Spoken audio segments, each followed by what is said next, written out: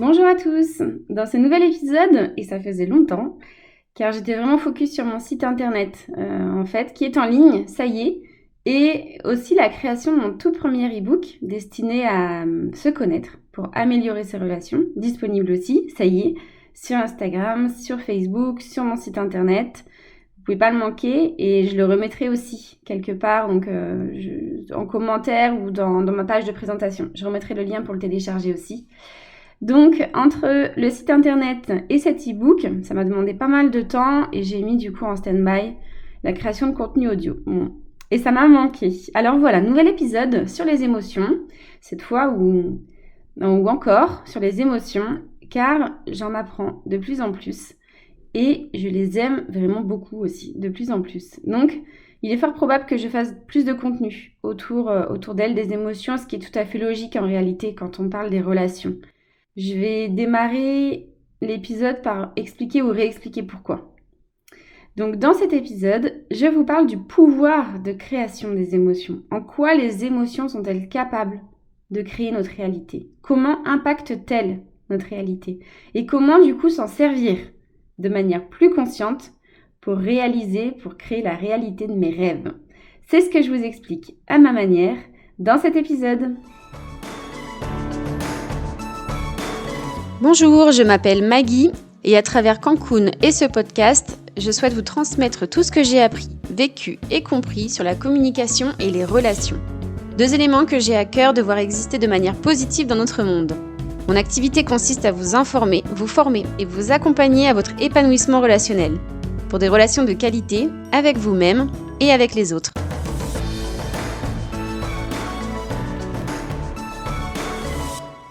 Alors, les émotions. Le pouvoir créateur des émotions. Alors d'abord, pourquoi sont-elles indispensables pour améliorer mes relations? J'ai fait un post sur Instagram, sur Facebook, un post écrit. Je ne sais pas si je l'ai déjà évoqué, expliqué dans un contenu audio. Je vais le refaire là en tout cas. Dans toute relation entre 2 personnes, il existe 3 dimensions.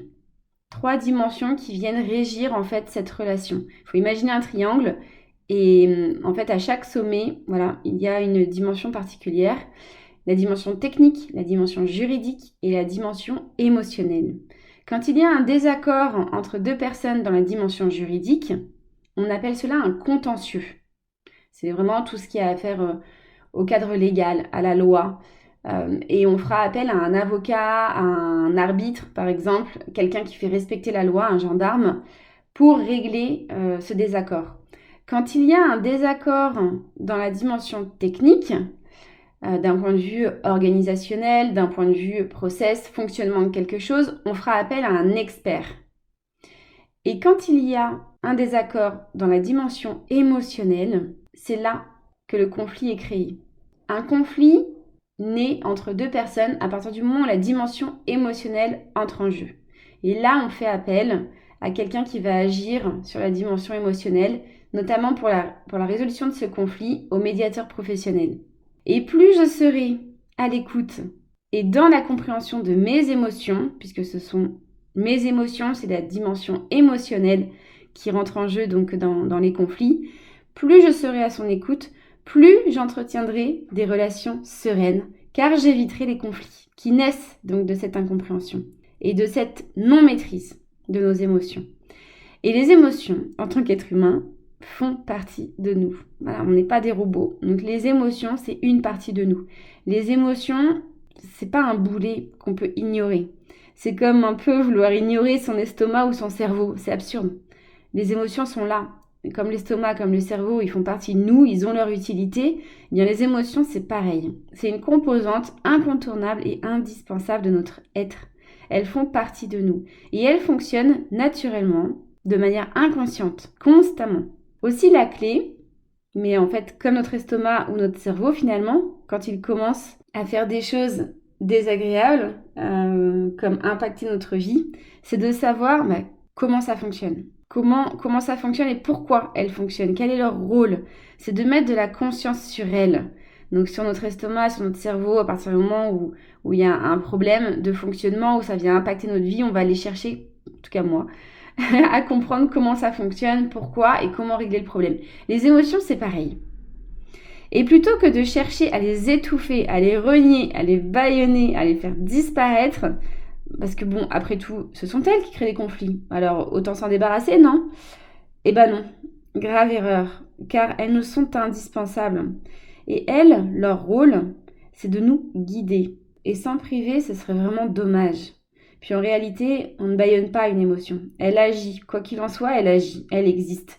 Et si c'est de manière inconsciente, laissons-les faire, mais c'est risqué. Car lorsqu'elle trouvera le chemin pour s'exprimer, car elle trouve toujours le chemin de ressurgir, et ben elle sera plus forte. C'est comme tenir un ballon sous l'eau. Vous voyez, votre émotion, vous essayez de l'étouffer, vous la mettez dans l'eau, vous résistez, et puis à un moment, en fait, quand elle a pris de la force, et quand vous en avez plus, vous lâchez, et le ballon ressort et vous éclabousse. Et ben les émotions, c'est pareil. Donc la clé, c'est de les écouter, et de les comprendre, de les laisser s'exprimer. Car elles sont un trésor pour se connaître, pour se guider. Elles ne sont pas un boulet, elles sont un trésor. Des émotions incomprises, indomptées, oui, ça mène au conflit. Des émotions écoutées, maîtrisées, là, ça mène aux relations sereines. C'est donc en toute logique que pour vous accompagner à entretenir de meilleures relations, c'est indispensable pour moi de vous parler d'émotions. Et comme je l'explique dans mon générique aussi, de communication. Et dans cet épisode, je vais vous parler d'un pouvoir en particulier, parmi tous ceux que les émotions ont. Donc pour moi, le plus important, c'est de nous connaître. Il y a aussi celui de nous guider. Et il y a celui de créer notre réalité. C'est de lui dont je vais vous parler aujourd'hui. Le pouvoir créateur des émotions. Les émotions permettent de créer notre réalité grâce aux vibrations, à l'énergie qu'elles font naître à l'intérieur de nous. Dans la vie, autour de nous, tout est énergie. C'est d'énergie dont je vais vous parler là. Et cette énergie, elle entre en mouvement grâce aux vibrations. Et les émotions, qui sont des énergies, permettent la création justement de ces vibrations. Il existe 2 types de vibrations, des basses et des hautes. Il faut imaginer en fait une fréquence radio, vous voyez, avec des ondes. Ou bien comme une pierre jetée dans l'eau, vous voyez, avec des ondes, avec des ronds qui s'échappent. Voilà, ça fait des ondes. Et ces ondes, ces vibrations, elles peuvent être basses, voilà, ou hautes. J'ai le ton de ma voix qui va avec. Donc les basses, ce sont celles qui apportent du négatif. Voilà, elles sont basses, elles sont lourdes. Les vibrations hautes, les légères, elles apportent le positif. La vie a besoin des 2 pour exister, pour rester en équilibre. On a besoin des 2. Pour qu'il y ait un milieu, il faut qu'il y ait du haut et du bas. Et dans les émotions, il y a donc des émotions qui apportent du négatif et d'autres qui apportent du positif. Et c'est pas forcément lié aux effets agréables ou désagréables. Exemple concret. Une joie, une extase non contenue peut mener au chaos. Dans le sens maladresse, désordre. Et donc ça peut mener aussi au conflit. Ça ne vous est jamais arrivé, vous, d'être super excité, de sauter dans tous les sens, de taper maladroitement dans quelqu'un, en fait, et de lui faire mal. De surexcitation, en fait, et qui vous insulte en vous disant « Mais tu peux pas faire attention, non ?» Voilà, donc une joie, une extase, pas contenue, et pourtant la joie est considérée comme une émotion positive, hein, agréable. Eh bien, elle peut avoir des effets aussi malencontreux, des effets négatifs qui peuvent mener au conflit. Avec les enfants, par exemple, aussi, quand ils jouent, quand ils crient, quand ils se roulent par terre, vous entendez leur dire aussi « Attention, vous allez vous faire mal ». Bon, alors là, j'ai 2 théories, justement, dans le pouvoir créateur des émotions. Voilà, entre l'adulte qui met en garde et les enfants qui, au contraire, sont dans un débordement de leurs émotions. Mais bon, on va rester dans le cas où on dit rien, et puis voilà. Trop d'extase, ça peut provoquer des pleurs, des cris, des énergies basses. Donc, les émotions sont capables des 2, toutes. Donc, une fois qu'on sait ça, comment ça marche? Comment on peut s'en servir? Là, il s'agit de loi de l'attraction, de visualisation, d'affirmation. Et de se dire qu'on appelle une émotion, qu'une émotion, elle entraîne une réaction. Voilà. Rappelez-vous, emovere, du latin, ça veut dire mettre en mouvement. Émotion vient de emovere. Il faut se dire que toute émotion est là pour appeler une réaction. Donc concrètement, quand je veux quelque chose, j'imagine ce que je veux ressentir quand je l'aurai. Je rêve d'une magnifique maison en pierre avec une vue sur les montagnes d'un côté et le soleil qui se couche et Alors c'est vrai, je rêve d'une magnifique maison en pierre avec vue sur les montagnes. Alors, je m'imagine dans une magnifique maison en pierre avec vue sur les montagnes. Voilà, et je ressens de la joie, je ressens de l'extase, je ressens une sérénité en faisant mon yoga sur la terrasse. Je ressens de la satisfaction, de la gratitude en voyant le soleil se coucher tous les jours. Donc pour ça, plusieurs techniques sont possibles. Je ferme les yeux et j'imagine. Ou bien j'écris et je me relis. Ou bien je peux découper une photo et créer, ou plusieurs photos, des images, des mots, pour créer un tableau de visualisation. Et je répète chaque jour, matin ou soir. Je ferme les yeux, j'imagine, ou je me relis, ou bien je contemple mon tableau de visualisation et je fais naître chaque jour cette émotion en moi. Je la fais exister, je la fais grossir. Je crée ces vibrations et cette énergie qui vont permettre de créer dans la matière, physiquement, ce qui m'a fait ressentir cette émotion. Concrètement, comment ça se passe? Bon, là, c'est le quart d'heure un peu scientifique. Dans la vie, autour de nous, en nous, tout est énergie. Tout est molécules, atomes, mouvements, tout. Et avec notre œil humain, on est capable de voir seulement 2% de toute cette énergie. C'est la matière qui nous entoure, les objets, les corps, le plein. Ce sont des molécules qui sont lourdes, très lourdes, parce que chaque molécule a un poids, et l'assemblage des poids de toutes ces molécules devient encore plus lourd, donc se déplace lentement, donc est visible à l'œil nu, à l'œil humain. 2%. Et avec un microscope, on est capable d'en voir 4%. Et ensuite, 96% du reste, c'est de l'énergie qu'on ne voit pas, car les molécules sont légères, donc elles se déplacent vite, très vite. Donc l'œil n'a pas le temps de les capter. Donc j'espère que vous me suivez jusque-là. C'est Stéphanie Dordain, que j'aime beaucoup écouter en ce moment, pour ses méditations, pour son podcast sur YouTube, vous pouvez la retrouver, ou sur Instagram, qui a utilisé une analogie qui m'a beaucoup parlé pour illustrer ça. Elle a parlé des cheveux. Un cheveu léger, fin, qui se balade, versus plein de cheveux assemblés les uns aux autres autour de la tête de quelqu'un. Les deux existent, mais celui que vous allez voir plus facilement, parce que assemblés, ils sont plus lourds, plus visibles, ce sont les millions de cheveux collés les uns aux autres. Le cheveu seul, quasiment invisible, vous le voyez presque pas. Et pourtant, lui aussi, il existe. Eh bien, dans l'invisible, il faut imaginer toutes ces molécules très légères, très rapides, partout. Eh bien, les émotions, les molécules d'émotions, elles aussi, elles sont très légères. On ne les voit pas. Et quand on les sort de nous, en les ressentant très fort, elles atterrissent en fait dans ce vaste champ d'énergie qui nous entoure. Et ces ondes qu'on envoie, elles vont partir à l'aventure, avec l'objectif de communiquer, de se connecter à des ondes similaires aux leurs. Il faut imaginer mon émotion de joie qui s'en va, qui sort de moi et qui va aller chercher une émotion similaire. Donc leur objectif, c'est de communiquer, de se connecter à des ondes similaires aux leurs. Parce que chaque émotion a sa propre onde, a son propre langage. Il faut imaginer qu'elles vont chercher d'autres ondes qui parlent leur langage. J'ai lu un livre génial récemment qui s'appelle Les 12 clés de la loi d'attraction. Activez le pouvoir de vos émotions, de Mélanie Dean. Je vous mettrai la référence dans mes sources, dans la description comme d'habitude. Et dans ce livre, l'auteur explique très très bien ce fonctionnement scientifiquement. C'est beaucoup plus complexe que ce que je vous explique, mais j'ai trouvé quand même ses propos assez accessibles. Grossièrement, pour faire simple, j'ai essayé, une fois que ces ondes sont envoyées, elles vont se connecter à des ondes similaires. Ok, qui parlent le même langage.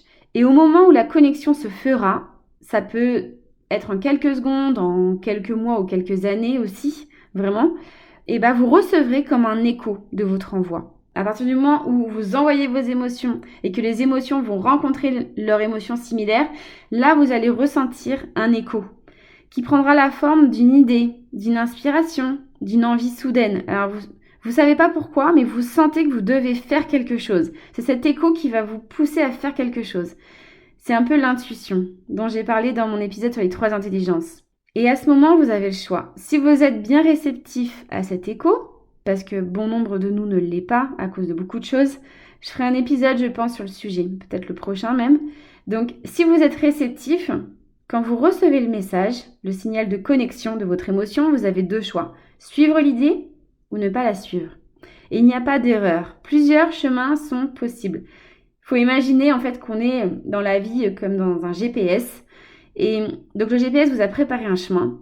Mais si vous loupez une consigne, il va recalculer l'itinéraire et il vous enverra une autre consigne, voilà, une autre connexion, donc une autre idée. Et ces idées, ces actions, ces coups de fil à un ami, cette envie d'aller à tel endroit ou de lire ce livre, de prendre ce chemin, d'aller parler à cette personne, et ben ça vous conduira petit à petit à vos rêves.